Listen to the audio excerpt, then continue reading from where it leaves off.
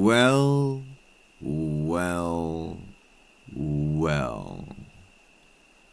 You've done it again, dearie. Did you enjoy our first rendezvous so much, you decided you just had to get caught in another one of my traps?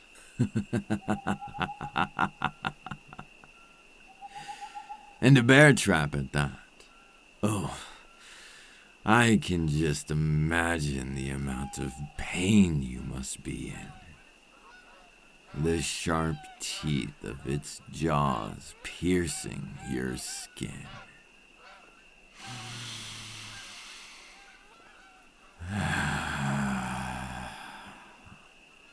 The sweet smell of your blood saturating the forest floor, seeping through the pine needles.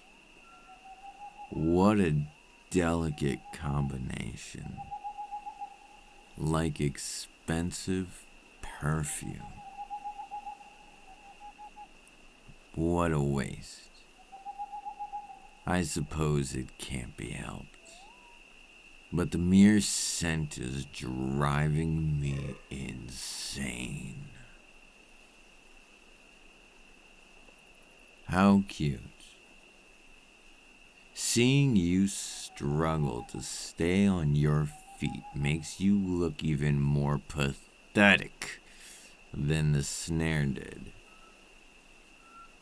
I didn't think that'd be possible. What is it, dearie? Are you scared? Why is your heart beating so fast? Is the little human regretting its choices? You see, you may have had a chance to be let go eventually if you had just behaved. Been a good little human, like I told you to. Known your place, stayed where I left you. I might have even started to take a liking to you, despite what you are. But no. You just had to try to run away from me at the first opportunity that presented itself. Risking your own life in the process, exploiting the little bit of trust I had put in you. And for what? You weren't even aware enough of your surroundings to avoid getting caught again. Believe me, dearie, this is the last time you're gonna try a little stunt like this. Not only will I have to take some more severe measures, I doubt you'll be able to comfortably walk, let alone run, anytime soon. Considering what's out there, you should be grateful if a messed up ankle is the worst of what might have happened to you today. I don't expect you to thank me for the fact that you're still alive, of course. Judging by your actions, you wouldn't even begin to understand how fortunate you are. My frequent presence in this area is probably the only reason you even made it this far without the creatures of these woods jumping at you from the bushes. You don't deserve my protection. I let you live after you stumbled into my territory, even gave you shelter in my home. And in return, I've been met with nothing but disobedience. Trust me, dearie, your pretty little face can only excuse so much before I lose my patience. My nerves are stretched thin as is, and you'd be well advised to keep a close watch on what you do next. I can deal with you struggling, with your insistence to call me a monster. I might even forgive your foolish attempt to escape, if you're lucky. But what I simply cannot accept is when someone draws bad people towards my refuge. This is my sanctuary. I've built it with my own 2 hands, and I will not have my home taken away from me by mortals ever again. That's right. The creature I found in my trap just a little while ago. It was no wolf, no woodland creature. It was another human. I was merely joking when I said it might be one of your friends, but it seems I was closer to the truth than I had imagined. Not to worry, though. You'll still have my full attention, dearie. As you might be able to tell by the state of my clothes, he won't be much of a problem anymore. I didn't plan on bringing home another mortal, and this one was especially unpleasant. If I had to guess, I'd assume he's done worse to my kind than all of the vile beasts who call this place their home combined. So what makes you think I'll let you get away with what you've done? Abusing my hospitality in the way you did. I should have known better than to trust a mortal. But you should have known better than to betray me. Why are you acting so surprised? Wipe that look off your face, dearie. You know exactly what you've done. A second human just happening on my property. 2 mortals finding my exact location within little more than a day after not a single soul has set foot here for 100 years. Don't be ridiculous. Even you must realize how unlikely it is for this to be a coincidence. You must have lost your mind to believe you can outsmart me. So tell me, did you lead him here on purpose? Is this part of some grand scheme to reclaim vampire territory? I'm more than certain you know him, so let me help your memory a bit. He's just about this tall, wears an expensive cloak, screams when bitten. Oh, and he's dead. I took every last drop of his blood. You can't even imagine how good it felt not having to hold back after so long. It was a feast to bury my fangs into his neck so deeply, with no regard for the damage it might cause. He didn't taste nearly as good as you do. But I believe I mentioned this to you before. I don't like wasting food. I do not regret my choice, looking at how even you, despite seeming so innocent, refuse to behave. Whatever is left of him, I'm sure the wildlife will take care of it. The forest doesn't reject a meal, and the scent of freshly drawn blood is sure to intrigue it. But neither do I.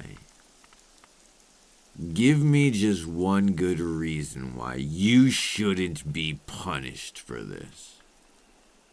After all, who knows how many more are to follow? Stop it! Stop your whining and your pathetic excuses. You've got one more chance to let me know who sent you. Who sent him? Tell me the truth, or you won't like the consequences. I've told you quite a bit about who I am, where I came from, the people I've hurt. It'd be quite easy to add yet another to the list. Still refusing. Oh, dearie. You're making a grave mistake. With every passing moment, you're becoming weaker and weaker, and yet your neck looks more and more appetizing. I may have just drank my fill, but I wouldn't mind some dessert. I've always had a bit of a sweet tooth.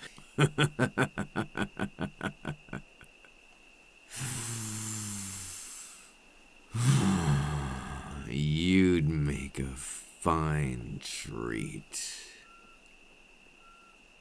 If it wasn't for the blood on your leg beginning to dry, who knows whether I'd be able to hold back at all.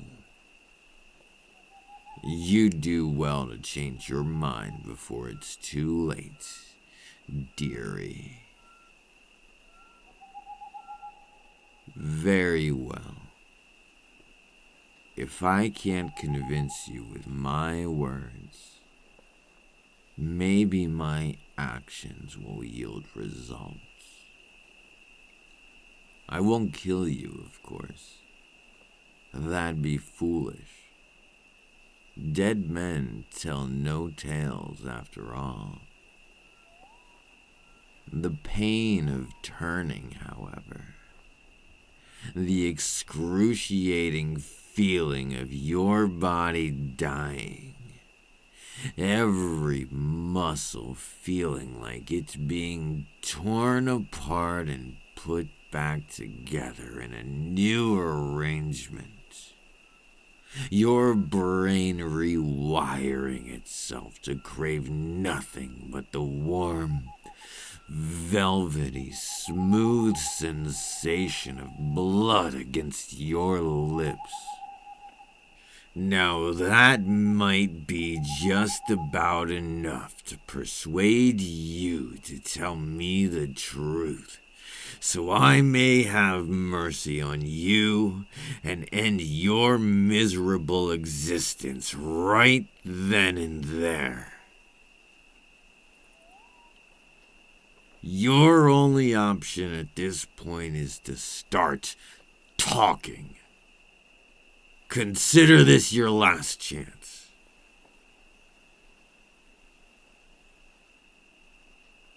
Don't blame me. You've brought this upon yourself.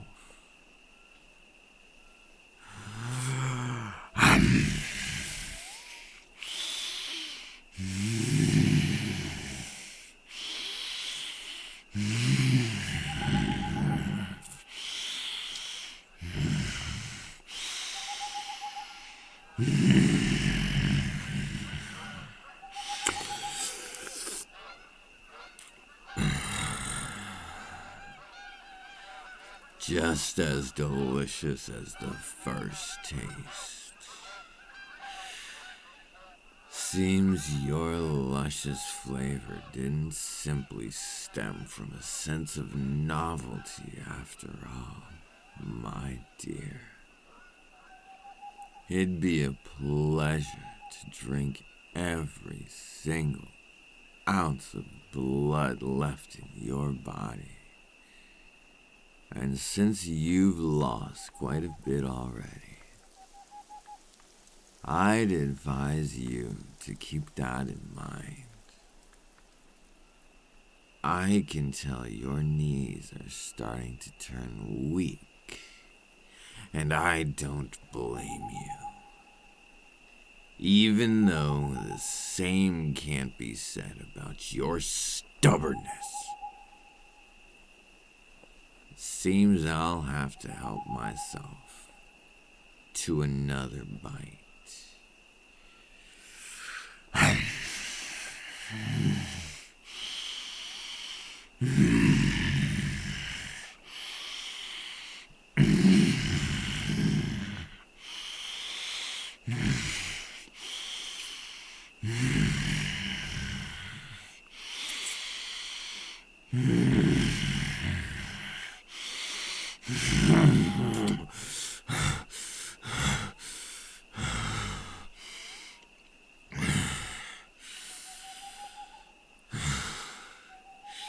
You're a tough one.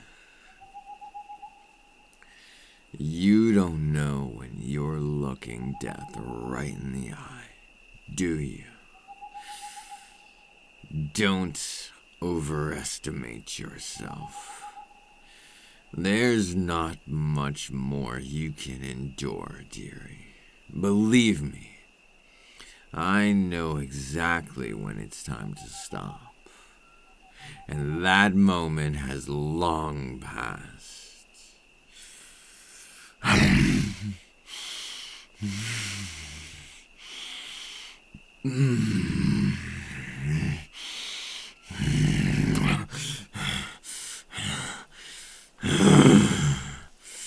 Damn it! If the promise of a death more painful than burning alive isn't enough to get you to talk, nothing will. Or maybe you really are telling the truth. In which case, fuck. There's no way that could be true. But, one last time, dearie. Are you telling the truth? He really followed you against your will. Hey, don't go limp on me now. Come on. Don't pass out. Answer me.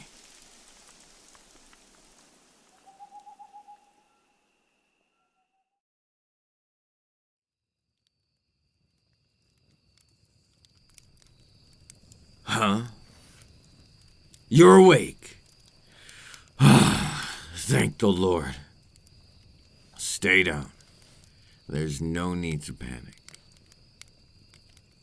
I know it's hard to believe after how I've behaved, but I will not hurt you again. Just keep laying down. You're weak and injured. You'll worsen your condition if you try to stand up. Thank you. I can tell you don't trust the peace, and I don't blame you for it. But please, if you're able, try to settle down a bit. I can hear your heartbeat, and at this rate, you might pass out again. You were right. You know, when you called me a monster,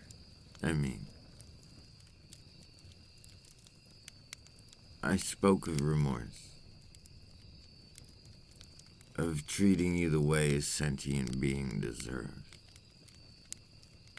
And yet, I turn around at the first minor inconvenience and let my instincts control me once more. I know it's no excuse. I can't blame all of my actions on my vampirism. It's a curse. A disease. But still, It shouldn't control me.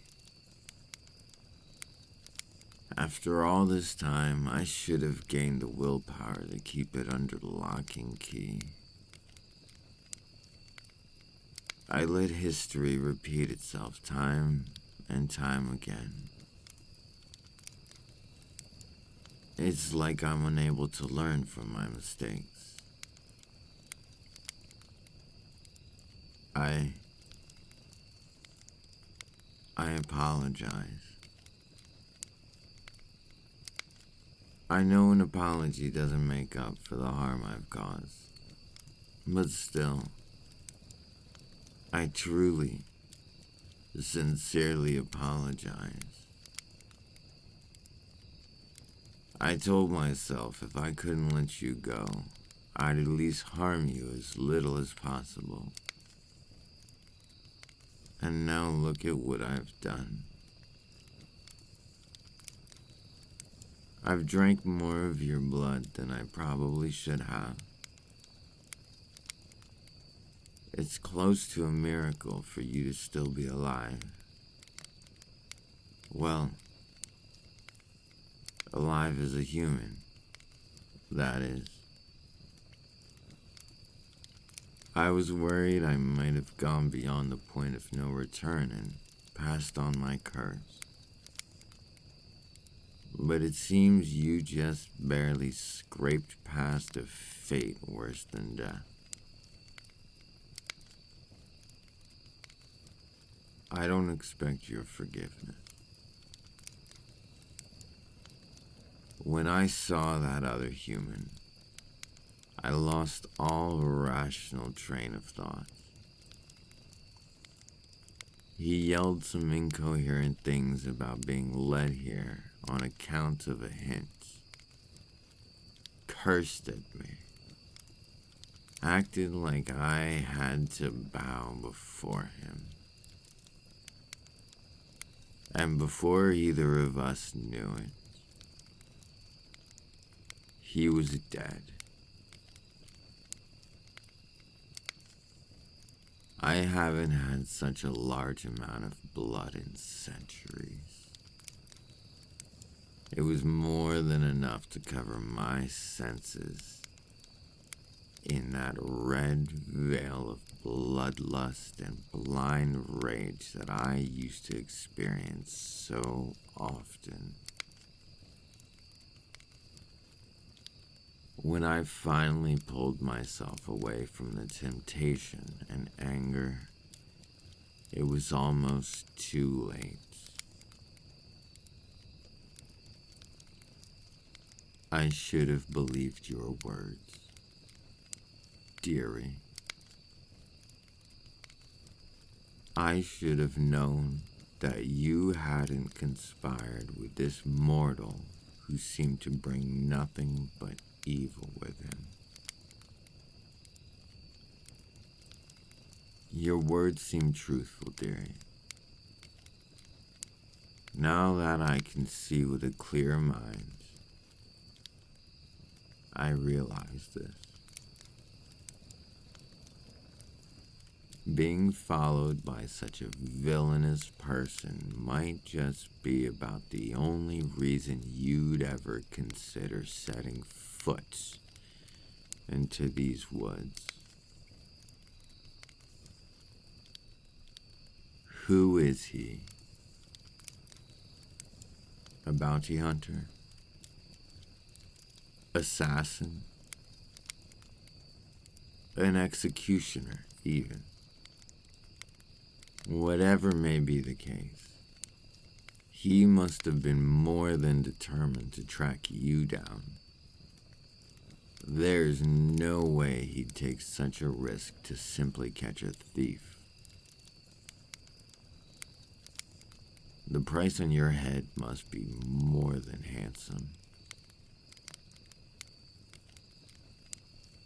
There's no reason to shy away, dearie. I have no use for gold.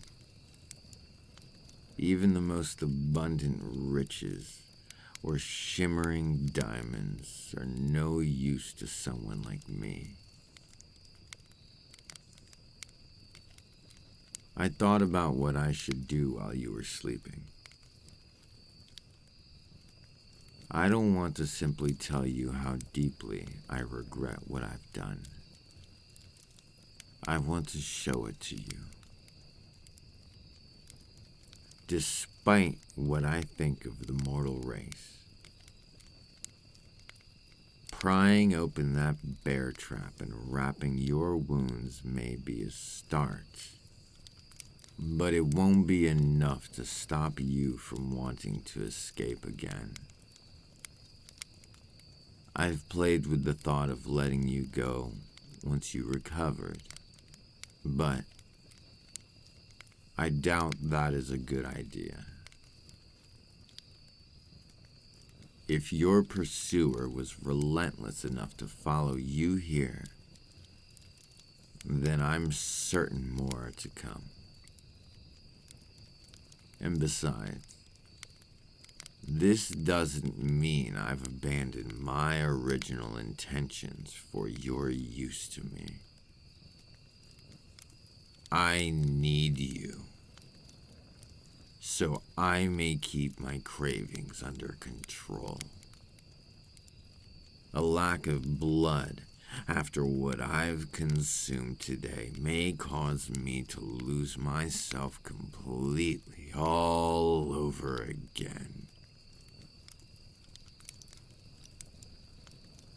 So all I have to offer you is a place to hide, far away from the rest of humanity, as well as my protection from any mortals who may find their way here.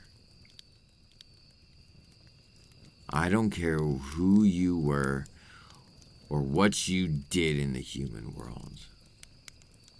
It doesn't matter to me why he was after you, whether it was well-founded or not. You're mine now.